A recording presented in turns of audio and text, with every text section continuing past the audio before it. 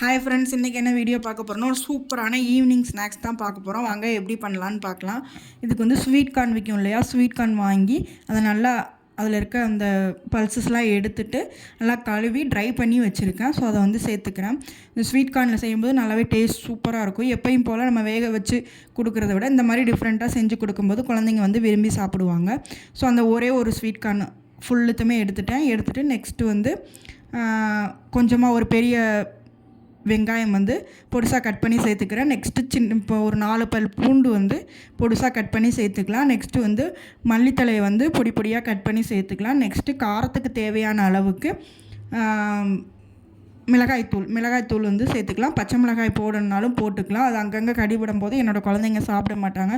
So அதனால் நான் வந்து மொத்தமாக வந்து வத்தல் பொடியாகவே சேர்த்துட்டு இதெல்லாம் பைண்ட் பண்ணுறதுக்கும் கிறிஸ்பியாக இருக்கிறதுக்கும் வந்து அரிசி மாவு நான் ரொம்ப சின்ன ஸ்பூனில் சேர்க்குறதுனால 2 ஸ்பூன் சேர்த்துக்கிறேன். நீங்கள் பெரிய ஸ்பூனில் சேர்த்தா 1 ஸ்பூன் சேர்த்தா போதும்.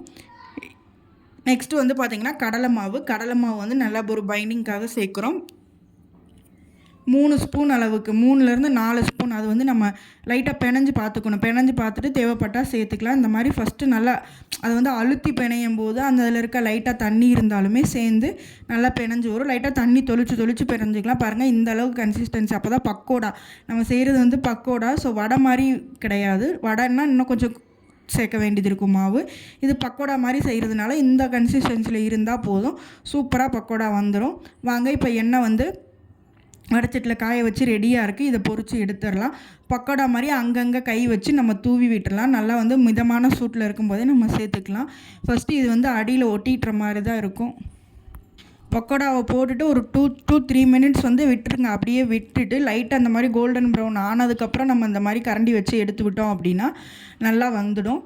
ஸோ அந்த மாதிரி எடுத்து விட்டு நல்லா பொரித்து எடுத்துக்கலாம். கிறிஸ்பாக சூப்பராக இருக்கும்.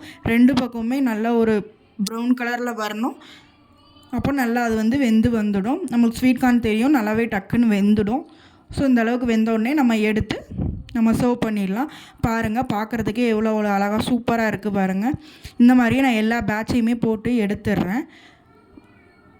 எண்ணெயில் போடும்போது ஒவ்வொன்று பார்த்திங்கன்னா வெடிக்குது. ஸோ பார்த்து மெதுவாக போட்டு இதை நல்லா பொரித்து எடுத்து சாப்பிட்லாம். செம்ம டேஸ்ட்டாக இருக்கும். எப்போயுமே ஸ்வீட் கார்னை வேக வச்சு கொடுக்குறது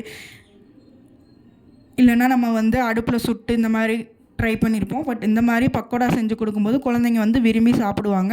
நம்ம வந்து இதை வந்து ஸ்கூலுக்கு கூட ஸ்நாக்ஸாக வந்து கொடுத்துடலாம். அதுவும் இல்லாமல் ரொம்ப சிம்பிளாக இருக்கிறதுனால நம்ம நினச்ச உடனே ஒரு 10 மினிட்ஸில் இந்த ஸ்நாக்ஸ் செஞ்சு முடிச்சிடலாம்.